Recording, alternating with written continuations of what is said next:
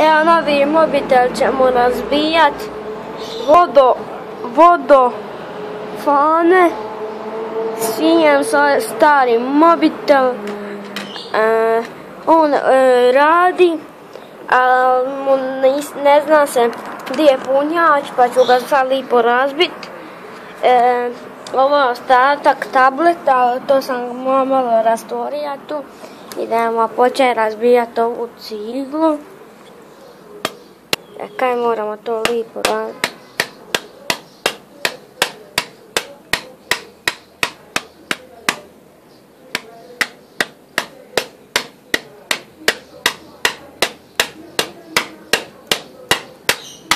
Tvrdo je ovo.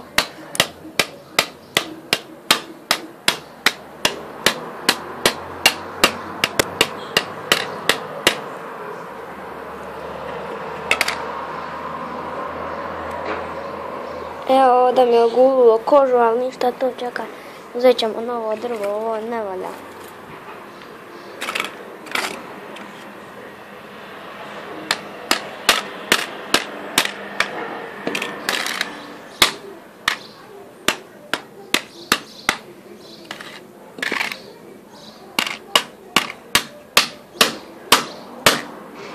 Ništa, idemo za sekirom sad.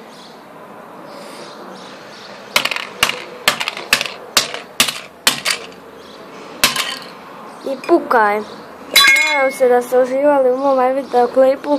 Like, subscribe i share.